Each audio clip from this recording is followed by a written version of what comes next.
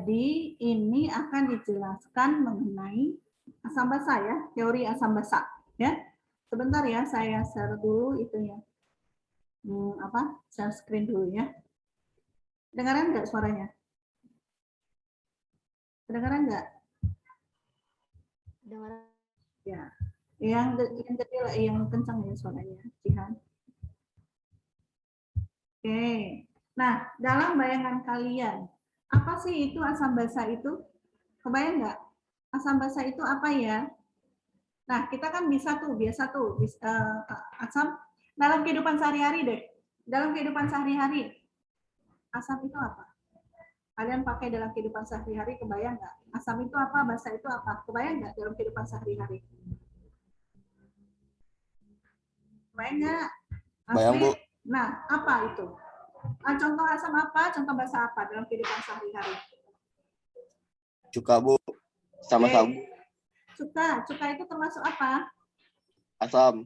Oke, cuka ya. Asam cuka itu termasuk asam ya. Itu biasa digunakan oleh ibu-ibu itu di dapur ya buat masakan misalnya gitu ya.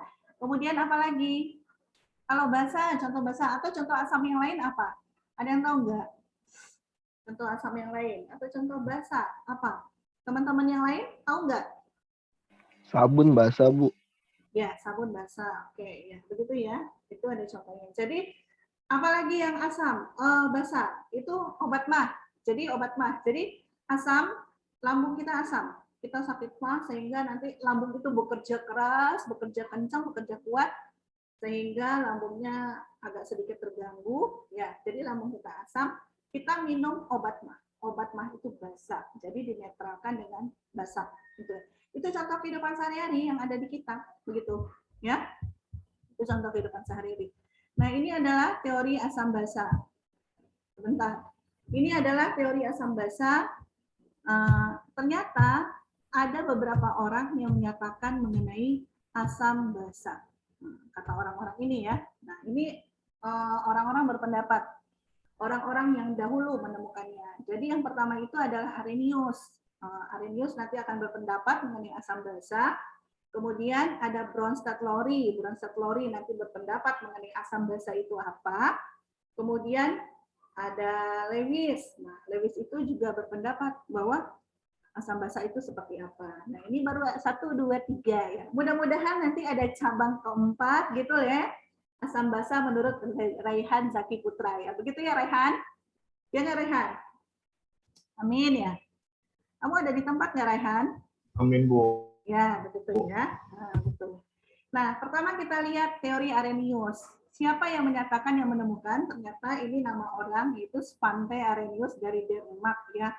Ini tahun 1884. Kamu udah lahir belum ya? Tahun 1884. Udah lahir belum kalian? Belum gitu kan? Udah lahir? Nah, ini Denmark 1884. Tahun 2000-an. Udah, Bu. Iya, masih di dalam awang-awang, di dalam itu. Apa kata Arrhenius? Arrhenius berpendapat bahwa dalam air, larutan asam dan basa itu akan mengalami penguraian menjadi ion-ionnya. Jadi dia di dalam air katanya ya. Nah, asam itu apa kata Arrhenius? Asam itu merupakan zat yang di dalam air dapat melepaskan ion hidrogen atau H+. Jadi asam menurut Arrhenius ini, contohnya ini adalah asam klorida ya. Ini adalah contohnya asam asetat atau asam cuka ya. Ini HCl apabila di dalam air maka dia dapat melepaskan ion hidrogennya. Begitu. Nah, ini CH3COOH apabila di dalam air maka dia akan melepaskan H+. Jadi dia nanti akan terurai menjadi CH3COO- plus H+ ditambah H+. Jadi dia terurai begitu ya. Ingat kemarin sudah diajarkan bahwa di dalam rumus kimia itu berarti muatan positif yang di depan dan muatan yang negatif di belakang. Kan H itu muatan positif, ini Cl ini muatan negatif. Nah, ini juga sama CH3COO+, enggak ya, ini HCO3. Ini CH3CO, ini CH3COO yang muatan negatif, yang ini adalah H+. Ya, begitu ya. Nah, ini. Kemudian, kata Arrhenius, basa itu apa? Basa itu merupakan zat yang di dalam air dapat melepaskan ion hidroksida, ion OH-. Nah, jadi kalau asam itu melepaskan H+, kalau basa melepaskan ion OH-, begitu. Nah, ini adalah contohnya. Ini adalah natrium hidroksida, ini adalah amonium hidroksida. Nah, NaOH ya, natrium hidroksida. Dia jika di dalam air maka akan terurai menjadi ini. Jadi dia akan melepaskan OH-. Kemudian natrium hidroksida apabila di dalam air nanti akan melepaskan OH-nya. Begitu katanya ya. Natrium hidroksida. Natrium ini golongan berapa ya? Di dalam tabel sistem periodik, natrium ini. Natrium, golongan berapa? Berapa A? 1A, 2A, 3A, 4A? Siapa yang coba jawab? Halo? Adakah orang-orang di sana? Siapa yang mencoba jawab? Gak ada yang coba jawab ini. Natrium, itu golongan berapa, Dek? 1A apa 2A? Natrium. Gimana sih? 1A, Bu. Oke, good. Oke, golongan 1A ya. Lanjut. Nah, sekarang ada lagi teori asam basa Bronsted-Lowry. Ternyata ini yang menemukan adalah dua orang yang berbeda, Johannes N. Bronsted dan Thomas N. Lowry pada tahun 1923. Berarti dia menemukan setelah ini tadi Arrhenius kan 1884, kalau ini 1923, begitu ya. Mereka ini melakukan penelitian pada tempat yang berbeda ya, jadi bukan bersama-sama. Ternyata apa katanya? Asam adalah senyawa yang dapat memberikan proton pada basa. Jadi dia dapat memberikan H+ pada basa, atau bisa kita namakan sebagai donor proton. Sedangkan basa adalah senyawa yang dapat menerima proton atau H+ dari asam. Berarti dia aksektor proton. Jadi kalau menurut dia ini, asam itu sebagai donor H+, kalau basa itu adalah sebagai aksektor proton. Kalau kata Arrhenius tadi, asam itu dia akan melepaskan H+ dalam air, basa akan melepaskan OH- dalam air. Ngerti ya sampai sini? Ada yang mau bertanya nggak? Ada yang mau bertanya nggak? Nggak? Ya, oke. Kita Lanjut dulu, Bu. Nah, senyawa yang dapat bertindak sebagai asam basa Bronsted-Lowry kita namakan dengan amfoter. Nah, ini ada contohnya. Nah, di sini ada HCl ya. Cl, ini Cl golongan 7 ya. Ditambah dengan NH3 menghasilkan NH4+ ditambah Cl-. Semuanya dalam bentuk aqueous.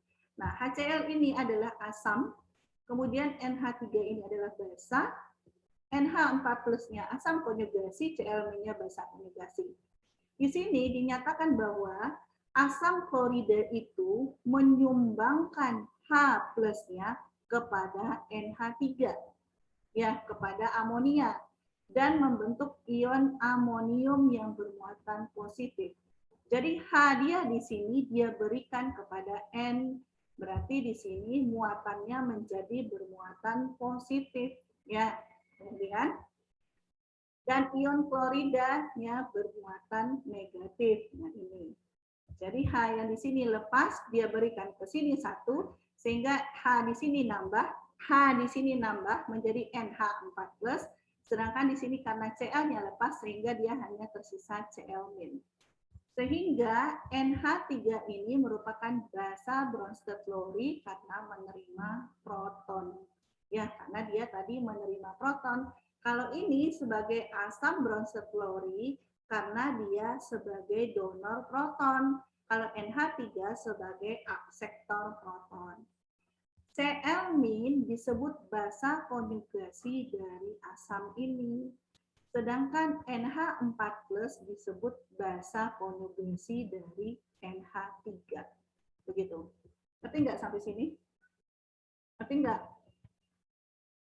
Halo? Ngerti nggak? Ngerti, Bu. Ya, oke, lanjut ya. Ya. Nah, ini ada contoh yang lain. Ini namanya apa ya? Tahu nggak? Ini apa? CH3COOH. Ini strukturnya. Kita sebutnya apa ini? Tadi Asam ada, cuka. ya oke, ini asam asetat ya. Kalau nama pasarannya ini adalah asam cuka. Nah, ini asam cuka ditambah H2O di dalam bentuk liquid, kemudian dia menghasilkan CH3CO- ditambah H3O+. Jadi di sini asam cuka ini dia bersifat sebagai asam Bronsted-Lowry karena dia memberikan hanya kepada sini H3O ya. Dia memberikannya ke sini. Dia memberikan ke sini. Jadi H yang ada di asam cuka dia berikan kepada H2O sehingga H2O menjadi H3O+ karena dia mendapat satu donor H dari asam asetat. Nah, sedangkan ini H2O dalam bentuk liquid, dia disebut basa karena dia menerima dia sebagai akseptor dari si asam. Dia akseptor H+, sehingga dia dinamakan basa. Nah, yang ini, jika suatu asam memberikan H+, maka sisa asam berkemampuan untuk bertindak sebagai basa. Ya, sama seperti yang tadi ya. Maka dia dinamakan dengan basa konjugasi. Jika basanya menerima proton atau H+, maka zat yang terbentuk itu berkemampuan sebagai asam konjugasi. Sampai sini ngerti? Ngerti nggak? Ngerti nggak sampai sini? Halo? Ngerti nggak? Insya Allah ngerti. Oh iya, Ngerti. oke lanjut. Nah, yang berikutnya, kata Lewis. Nah, ini Lewis, Gilbert Newton Lewis tahun 1923. Apa kata Lewis? Asam itu adalah akseptor pasangan elektron dari basa. Jadi dia menerima pasangan elektron dari basa. Beda sama Bronsted-Lowry tadi dia mendonor, asam itu mendonorkan H+. Benar nggak? Yang Lowry tadi. Ya nggak? Yang Lowry tadi? Iya, Bu. Nah, kalau ini dia akseptor, tapi di sini akseptornya adalah pasangan elektron. Kalau di Bronsted-Lowry tadi dia mainannya adalah proton, ya. Nah, contohnya apa? SO3, BF3, AlF3. Basa, berarti basa di sini adalah dia sebagai donor pasangan elektron. Jadi dia memberikan pasangan elektronnya. Ya, begitu. Itu dinamakan dengan basa. Kemudian, asam basa. Nah, ini dibedakan ya, asam itu macam-macam, asam basa itu macam-macam. Yang pertama harus diingat-ingat bahwa adalah asam kuat dengan asam, di sini ada asam kuat, asam lemah, basa kuat, basa lemah. Asam kuat itu berbeda dengan asam pekat. Jadi jangan campur-campur. Kita harus, jadi pertama kalian harus tahu mana asam, mana basa. Kemudian setelah tahu bahwa itu adalah asam, senyawa itu adalah asam, kalian harus tahu ya, jangan ketukar. Ini asam kuat, asam lemah, begitu. Asam kuat bisa nggak? Asam kuat bisa nggak pekat? Bisa encer? Bisa. Asam lemah bisa nggak pekat? Bisa nggak encer? Bisa. Begitu. Sama dengan basa kuat juga gitu. Basa kuat bisa lemah, basa kuat bisa dia encer, bisa pekat. Basa lemah bisa kuat, basa lemah bisa pekat, bisa encer. Jadi kalau pekat atau encer berarti kita mainannya kita dengan konsentrasi hubungannya, dengan konsentrasi. Jadi misalnya begini, kamu masukkan air pada gelas dengan volume yang sama. Kemudian kamu masukkan garam yang satu itu, misalnya kamu masukkan garamnya adalah 5 mg, yang ke gelas yang kedua kamu masukkan 10 mg. Berarti 10 pada gelas 10 mg itu garam kamu masukkan, berarti dia bersifat sebagai larutan pekat. Ya, dibandingkan yang satu lagi, gelas satu lagi kan cuma 5 mg saja. Jadi zat terlarutnya lebih banyak di gelas kedua dibandingkan di gelas yang pertama. Itu yang dinamakan dengan asam pekat dan asam encer. Kita membandingkannya seperti itu. Ya, jadi mainannya adalah konsentrasi begitu. Ya. Kalau di sini asam kuat berbeda dengan itu. Kalau di sini ngerti nggak? Ngerti nggak? Ngerti Bu, ngerti. Nah, sekarang ini ada asam kuat, asam lemah, basa kuat, dan basa lemah. Nah, kekuatan asam. Nah, jadi berbeda. Ternyata asam itu memiliki kekuatan ya, basa juga memiliki kekuatan. Asam kuat itu apa? Asam kuat itu dia terionisasi sempurna di dalam air gitu. Nah, ini adalah rumusnya Ha. Ini perumpamaan ya. H itu adalah asam ya, misalnya HCl seperti itu ya. A ini perumpamaan, kemudian dia terionisasi H+ ditambah amin, begitu dia terionisasi sempurna di dalam air. Contoh dari asam kuat itu apa? HCl misalnya, ya itu H2SO4 begitu. Jadi kalau dia terionisasi sempurna di dalam air HCl berarti nanti dia menghasilkan H+ tambah Cl- atau H2SO4 berarti menghasilkan 2H+ ditambah SO4 2-. Itu adalah asam kuat. Nah, asam lemah hanya terionisasi sebagian saja di dalam air ya. Nah, terus dan asam yang tidak terionisasi yang keduanya berada dalam kesetimbangan. Jadi ini rumusnya sama kan? Ini karena perumpamaan makanya rumusnya sama tapi contohnya berbeda. Nah, di sini kamu lihat apa yang berbeda sih dari rumus ini? Kamu lihat nggak apa sih yang berbeda dari rumus ini? Panahnya Bu. Ya, oke, ya. Jadi ini ya maksudnya ini. Nah, ini terjadi reaksi kesetimbangan ya. Ini adalah buat asam lemah. Kekuatan asam lemah diukur dengan nilai konstanta disosiasi asamnya. Jadi ini nanti ada seperti ini. Nah, ini contoh asam lemah apa? Ada yang tahu nggak? Contoh asam lemah itu apa ya? Ada yang tahu nggak? Contoh asam lemah itu. Apa ya contoh asam lemah itu? H2SO3. Hah? H2SO3. H2SO3. Asam Yakin? cuka, Bu. Ya, asam cuka. Oke, H2SO3 termasuk asam lemah nggak ya? Nggak tahu, Bu. Oke, ya, begitu ya. Nah, ini adalah asam lemah. Nah, sekarang ini, ayo, siapa yang mencoba basa? Berarti ada basa kuat, ada basa lemah. Basa kuat itu apa sih? Siapa yang mau coba jawab? Basa kuat itu apa ya? NaOH, Bu. Oke, natrium hidroksida. Ya, betul ya, natrium hidroksida. Nah, sorry, basa kuat itu natrium hidroksida. Nah, sekarang dia sebagai natrium hidroksida yang salah. Dia natrium hidroksida, basa kuat itu. Nah, kemudian apa pengertiannya? Basa kuat itu. Pengertiannya apa? Dia natrium hidroksida. Pengertiannya apa? Seperti yang ini tadi, berarti dia gimana terionisasinya seperti apa di dalam air? Kalau basa kuat itu. Gimana dia terionisasinya di dalam air? Siapa coba jawab? Yang mau coba jawab silakan. Ada yang mau coba jawab nggak? Wulan Yulianti. Gimana? Terionisasi sempurna, Bu.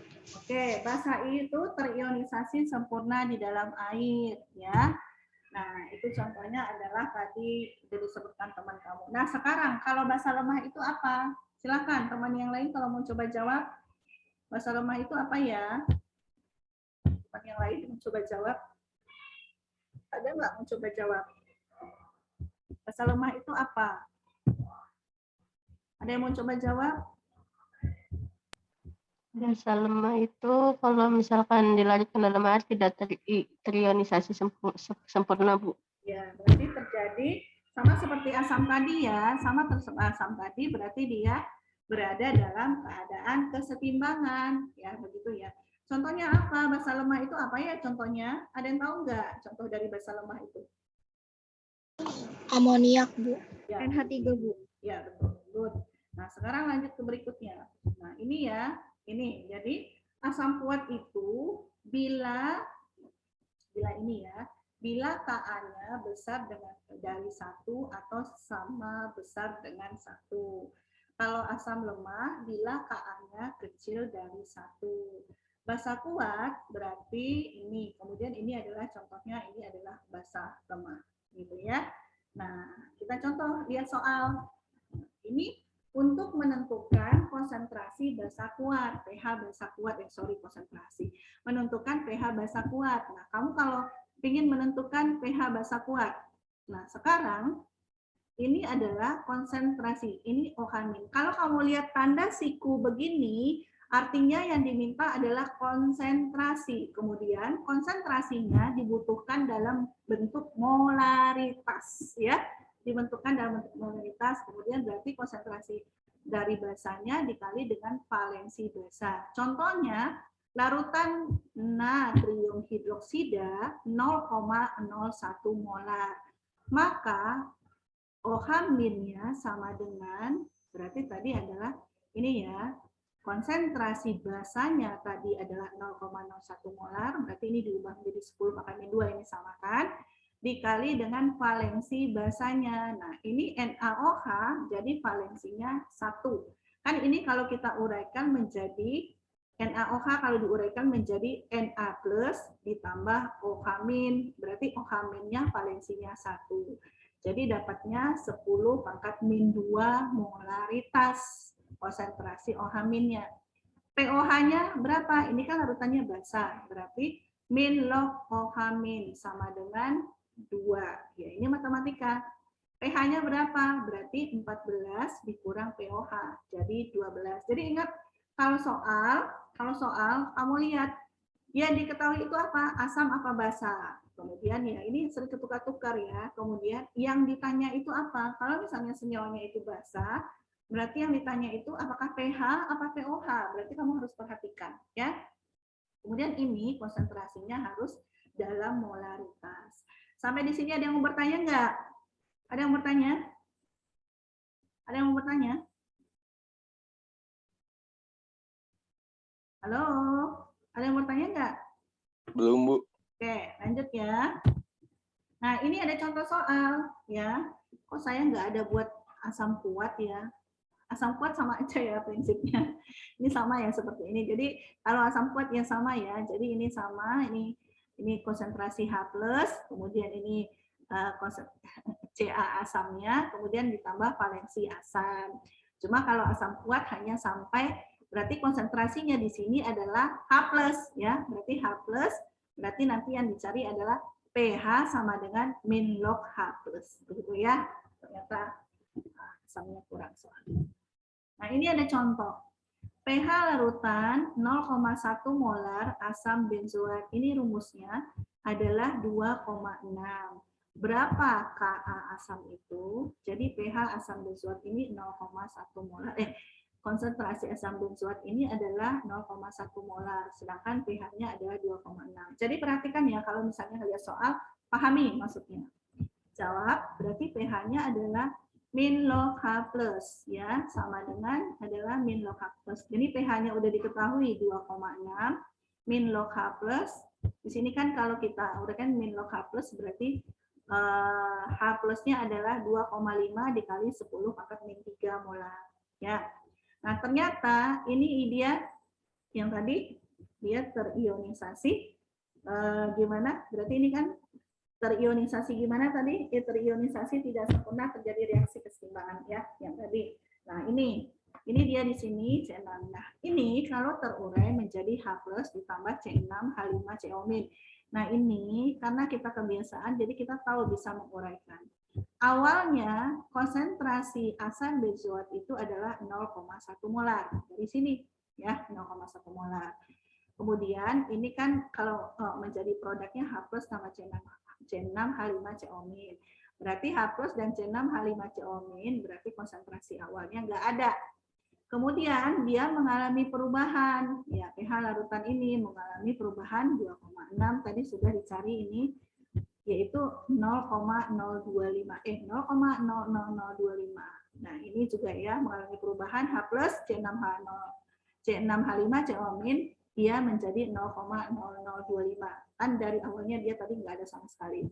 Reaksi keseimbangan berarti ini dikurangi ya. Nah, maka dicarilah persamaannya, berarti yang ini H+ dikali konsentrasi ini. Berarti yang ini ya.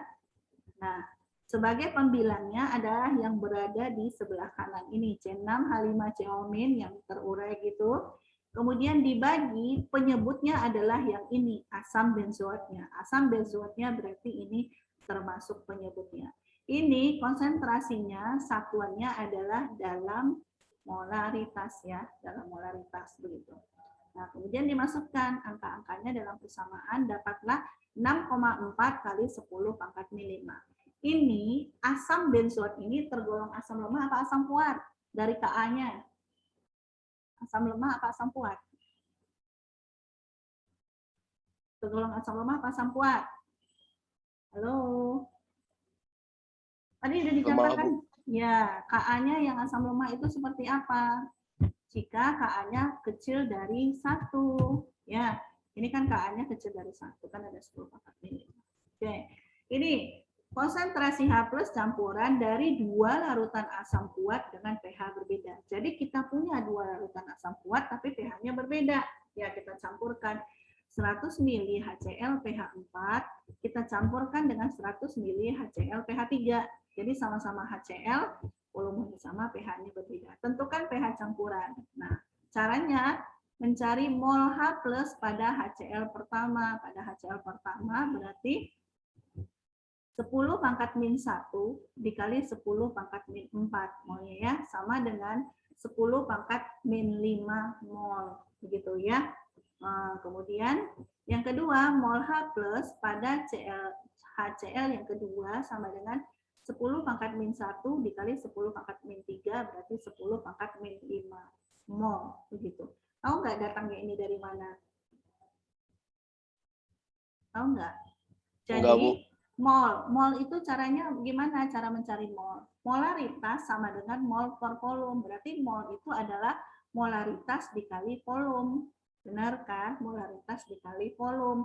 Volumenya adalah 100 mili. Volumenya 100 mili. Kamu ubah ke liter. Berarti diubah ke liter ya volumenya. Kemudian ini adalah pH-nya adalah 4. Berarti kamu cari konsentrasi H+-nya. Berarti tadi min log H+. Jadi pH-nya 4, kalau min log H+, maka konsentrasi H+-nya adalah 10 pangkat min 4. Begitu? Coba dicari-cari, dihitung-hitung. Ya, gitu. Jadi mainannya gitu, molaritas sama mol per volume. Kemudian H+-nya adalah mol H+ total dibagi volume total. Berarti mol H+ total berarti 10 pangkat min 5 ditambah 10 pangkat min 4 dibagi dengan volume total. Volumenya adalah 200 mili ya, diubah ke liter. Jadi segini. Ya, H+-nya. Maka pH-nya adalah min log 5,5 kali 10 pangkat min 4 sama dengan 4 kurang log 5,5. Dapatlah pH-nya segini. pH 3,25. Sampai sini ngerti? Ngerti nggak sampai sini? Ngerti nggak? Oke, lanjut berikutnya. Ini konsentrasi OH- campuran 2 larutan basa kuat dengan pH berbeda. Jadi sama, yang tadi asam kuat dicampur, kemudian ini basa kuat dicampur. Contohnya adalah ini sama ya, konsentrasi OH- sama dengan mol OH- total dibagi volume total. Berarti sama dengan yang tadi kan, cuma kalau ini basa berarti OH-, kalau yang tadi asam H+. Contohnya 10 mili NaOH 0,1 molar dicampur dengan 20 mili kalsium hidroksida 0,8 molar, tentukan pH campurannya. Berarti yang dilihat pertama adalah mol OH- pada NaOH. Mol OH- pada NaOH berarti adalah 0,1 molar dikali yang ini. Ya, kan molaritas sama dengan mol kali volume. Berbeda kan tadi soalnya? Kalau yang pertama tadi dia soalnya dalam bentuk pH. Ya, ini pH. Makanya kita harus sering-sering latihan soal. Nah, yang berikutnya mol LH- pada kalsium hidroksida adalah berarti ini adalah molaritas dikali volume, dapat segini. Kemudian masukkan ke dalam persamaan ini, berarti mol total ini 17 ya, 17 milimol dibagi dengan volume total. Dapatlah POH-nya segini. Yang ditanya pH berarti pH-nya adalah segini. 12,3. Sampai sini ada pertanyaan nggak? Ada pertanyaan nggak? Nggak? Oke, lanjut. Nah, ini ada lagi soal berikutnya. Jika larutan asam dan basa tepat habis bereaksi, nah ini ada soalnya, kamu pelajari jika larutan asam basa bersisa, maka pH campuran dihitung menggunakan H tersisa. Ini ada caranya, udah ada hitungannya. Jika larutan basa bersisa, maka pH campuran dihitung menggunakan OH min sisa. Nah, ini ada contoh-contoh hitungannya. Begitu ya. Contoh-contoh hitungannya udah ada. Kan begitu ya. Gimana? Sudah sampai di sini ada yang mau bertanya kah? Ada yang mau bertanya nggak? Sampai di sini. Teman-teman yang lain gimana? Ibu, Aga? saya tanya. Gimana? Tadi kan Bu yang nyari apa? Yang asam kuat itu, nyari mol asam kuat itu kan dia satuannya mol. Tapi kalau yang basa kuat milimol, kok beda Bu? Nah, itu satuannya mol. Nah, begini, sebenarnya diminta itu adalah mol bentuknya liter gitu. Tapi dia bentuk milimol berarti dua-duanya harus, kalau yang 1 milimol berarti yang volume harus mililiter. Satunya harus sama. Gitu. Nah, kalau yang pertama itu yang asam dia bentuknya mol, satunya liter. Gitu loh. Jadi itu prinsipnya itu sama. Jadi kalau kamu buat yang satu itu milimol, berarti liter volumenya harus di mililiter, begitu. Tapi kalau misalnya kamu buat satuannya ini, kan yang diminta itu sebenarnya adalah mol dan liter. Kan matematika itu sebenarnya, Dek. Matematika kamu kan sebenarnya itu. Pelajaran matematika itu. Oke, ada yang lain mau bertanya? Ada yang mau bertanya nggak? Ada yang mau bertanya nggak? Gimana? Jihan Fauzia, mau bertanya nggak?